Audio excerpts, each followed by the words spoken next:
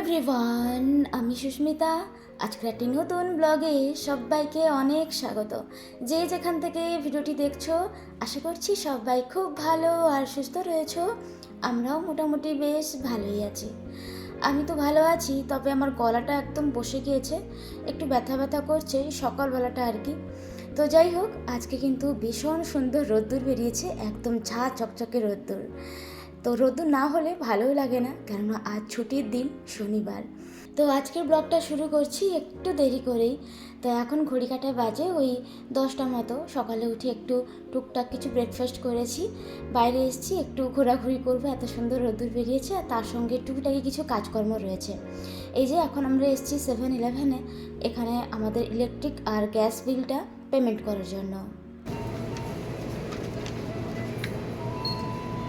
তোমরা নিয়মিত যারা আমার ভিডিও দেখো তারা মোটামুটি জেনেই গেছো যে ছুটির দিনগুলোতে মানে ব্রেকফাস্ট করে আমরা ঠিক এই সময়টাতে একটু নিচে আসি, বাইরেটা একটু ঘোরাঘুরি করি, বেশ ভালো লাগে আর কি। এখন জাপানের রাস্তাঘাটে চারিদিকে শুধু সুন্দর সুন্দর ফুলের সম্ভার রয়েছে।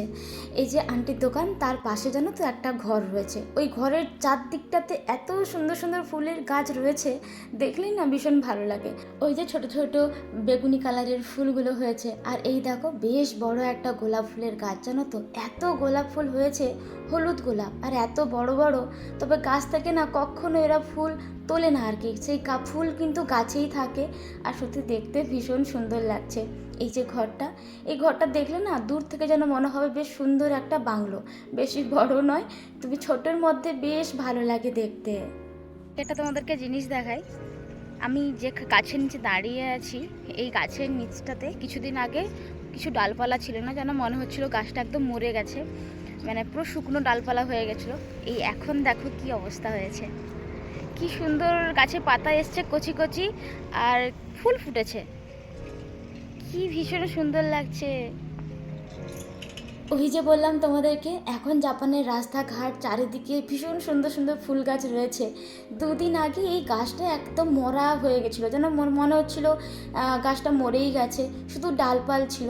এখন কি সুন্দর সুন্দর কচি কচি ওই পাতাগুলো হয়েছে, তার সঙ্গে ফুলও হয়েছে, গাছটাকে দেখতে বিভৎস লাগছিল। গতকালকে সন্ধ্যেবেলা আমরা এসছিলাম ওয়াক করতে, তো তখনই দেখছিলাম আর কি, তো রাতের আলোতে এত সুন্দর লাগছিল দেখতে, সকালে উঠে দেখতে আরও বেশ ভালো লাগছে। জাপানের এই শীতকাল শেষ হওয়ার সঙ্গে সঙ্গে যখন বসন্তকাল আসে, সত্যি চারদিকটা অপূর্ব লাগে দেখতে। আর কদিন ধরে এত বৃষ্টি হচ্ছে, তো সেই কারণে আমার আর বাইরে বেরিয়ে আসা হয়নি, আজকে দেখে বেশ ভালো লাগছে। আজ শনিবার, অ্যাজ ইউজুয়াল যেমন আমরা বাজার করতে বেরোই, আজকে এসেছিলাম আন্টির দোকানে টুকটাক কিছু সবজি কিনতে, তো তেমন কিছুই পাইনি, কিছুই নেওয়া হয়নি।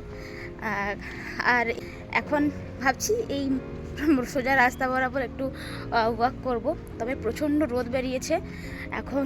আজকে যে হারে রোদ বেরিয়েছে, মানে জাস্ট 15 মিনিট যদি হাঁটাও হয় না, যেন মনে হবে আর পারছি না, এত রোদের তাপ। তবে একটা জিনিস ভীষণ ভালো লাগছে, এখানে জাপানের এখন রাস্তাঘাটে সাইডে সাইডে খুব সুন্দর সুন্দর ফুল ফুটেছে। জাপানের সিজন চেঞ্জ না হতে হতেই এত সুন্দর সুন্দর ফুলের বাহার দেখতে পাওয়া যায়, যেটা দেখলে সত্যি মন ভালো হয়ে যায়, মানে বাইরে বেরোলেই মন আপসেই ভালো হয়ে যাবে। চলো তোমাদেরকে দেখাই যে কত সুন্দর লাগছে, যেন মনে হবে রাস্তার ধারে ধারে ভেলভেটের যে চাদর বা ব্ল্যাঙ্কেটগুলোকে সুন্দর করে পাতিয়ে রাখা আছে, এত সুন্দর।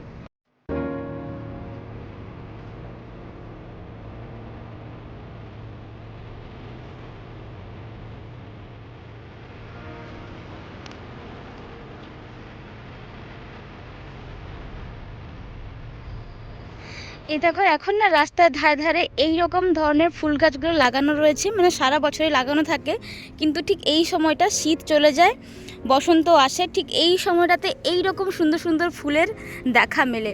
আর যেন মনে হচ্ছে না যে পিঙ্ক আর হোয়াইট কালারের কম্বিনেশনের যে ব্ল্যাঙ্কেটের চাদরগুলো হয়, এগুলোকে সুন্দর করে বিছিয়ে রাখা আছে। সত্যি আমার তো ভীষণ ভালো লাগে। এখন পুরো জাপানটা এই রকম সুন্দর সুন্দর ফুলে একদম ভরে গেছে।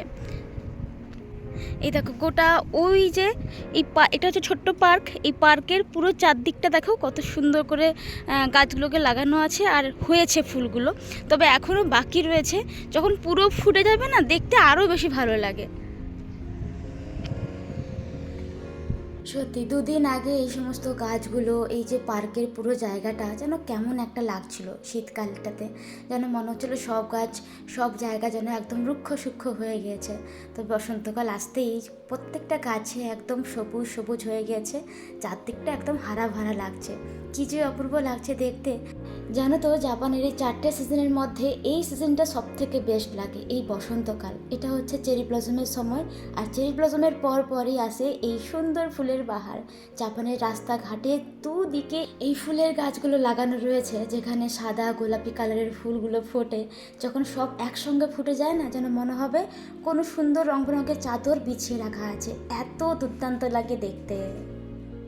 ওদিকে তো এত রোদ, হাঁটতেই পারছি না এতক্ষণে। এই যে এইখানে একটা বড় গাছ রয়েছে এই পার্কের ভেতরে, এই গাছটার নিচটাতে বেশ সুন্দর ছায়া দিয়েছে, এখানেই দাঁড়িয়ে রয়েছি, বেশ ভালো লাগছে। একটু হালকা হালকা ঠান্ডা ঠান্ডা হাওয়া দিচ্ছে, আজকে হাওয়ার তেমন একটা বড় জোর নেই। তো যাই হোক, এবার চলে যাবো। আজকে তো কিছু সবজি বাজার করিনি, কালকে যা কভার করেছি এসছিলাম, যদি কিছু থাকে তাহলে নেব, কিন্তু তেমন কিছুই পাইনি। তো চলো এবার বাড়ি যাই।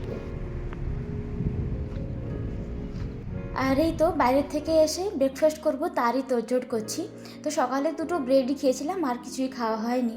তো এখন একটু চাট করছি, ছোলার চাট বলতে পারো। ছোলার মুখটাকে ভিজে রেখেছিলাম, ওটা একটু হালকা হাফ বয়েল করেছি, ওতে একটু শসা, পেঁয়াজ, লেবু, সঙ্গে নুন আর একটু চানাচুর মিক্স করে দিয়েছি।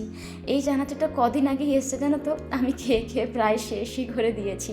আর এটা খেতে দুর্দান্ত লাগে, আমি তো মাঝে মধ্যে ব্রেকফাস্ট কিংবা লাঞ্চেও খেয়ে নিই, বেশ ভালোই লাগে। আর এক কথায় এটা বলতে গেলে একদম হেলদি আর একটা টেস্টি ব্রেকফাস্ট, যেটা খেতে দুর্দান্ত লাগে। তোমাদেরকে দেখাই যে আজকে আমি দুপুরে কি রান্নাবান্না হবে।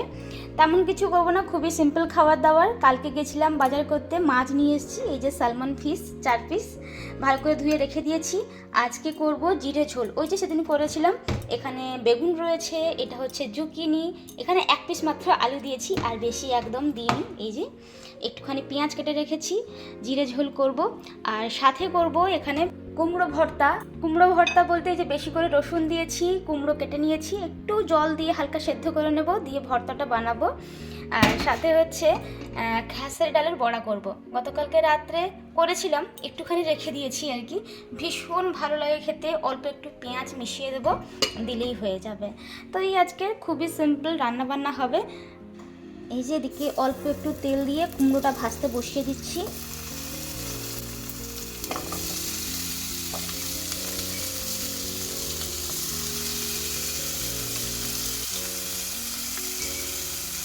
তাতে একটু জলও দিয়ে দেবো, তাহলে তাড়াতাড়ি সেদ্ধ হয়ে যাবে। তো এটাকে ঢাকা দিয়ে দিলাম, হালকা আঁচে এই কুমড়োটা হতে থাক, তারপরে ভর্তা বানাবো। আর এই সাইডটাতে বসিয়ে দিই মাছ ভাজাটা। এই স্যালমন ফিশটা তো বেশি তেল লাগে না, খুবই অল্প তেলেই হয়ে যায়। আজকে যেহেতু স্যালমন ফিশ দিয়ে জিরা ঝোল রান্না করব, এটা খেতে আমার ভীষণ ভালো লাগে। অ্যাকচুয়ালি এটা শুধু গরমকালের জন্য নয়, যে কোনো সিজনেই না সবজি দিয়ে এই জিরে ঝোলটা আমার বেশ ভালো লাগে। এর আগে আমি স্যালমন ফিশ দিয়ে পোস্ত বাটা, এছাড়া সর্ষে পোস্ত দিয়ে রান্না করেছি, বা এমনি ঝোলও করেছি। তবে এই জিরে ঝোলটা খেতে আমার বেশ ভালো লাগে, বেশ তৃপ্তিদায়ক বলে মনে হয়। তবে এতে যদি আরও বিভিন্ন ধরনের সবজি দেওয়া যেত তাহলে আরও বেশ ভালো হতো। তবে আমার কাছে শুধুই বেগুন ছিল, আর তার সঙ্গে ঝুঁকি। আর এবছর বাড়িতে প্রথম ঝুঁকিনি এলো, তা দিয়ে আজকে জিরে ঝোল হচ্ছে, ভীষণ ভালো লাগে খেতে, খানিকটা ওই কুমড়োর মতো আর কি। তবে গত ভিডিওতে বলেছিলাম যে আমি বেগুন খাবো না, অ্যালার্জি রয়েছে। তবে না খেলে খাবোটা কি, আর তেমন কিছু সবজি পাচ্ছিলাম না, তাই বাধ্য হয়ে বেগুনটা আজকে দিয়েই দিলাম। তো যাই হোক, ওদিকে তরকারিটা হচ্ছে, আর এদিকে আমি একটু কফি বানিয়ে নিচ্ছি। তো এই সময়টাতে আমরা একটু কফি খাই। আসলে সকাল সকাল দেখবে কফি খাওয়া একদম ভালো নয় খালি পেটে। খালি পেটে কিন্তু চাও খাওয়া ভালো নয়, আগে বিস্কিট খেয়ে তারপর চা খাওয়াটা উচিত। তবে কফিটা কিছু খেলে ভালোই হয় আর কি। তো এই যে এখন আমি ফ্রোদার দিয়ে বেশ সুন্দর কফিটাকে তৈরি করে নিলাম। এবার দিয়ে দেবো গরম জলটা। তো এইরকম বিনা চিনিতে কফি খেতে কিন্তু বেশ ভালো লাগে, ব্ল্যাক কফি দুর্দান্ত। তো চলো এবার কফিটা খেতে থাকি। এরপরে তো আরও ঘরের টুকটাক কিছু কাজকর্ম রয়েছে, সেগুলো করতে করতে সময় হয়ে গেছিলো। তারপর আর কোনো ভিডিও করিনি। এখন স্নান টান সেরে পুজো দেওয়া হয়ে গিয়েছে। এই যে এবার খাবারটা বেড়ে নিচ্ছি।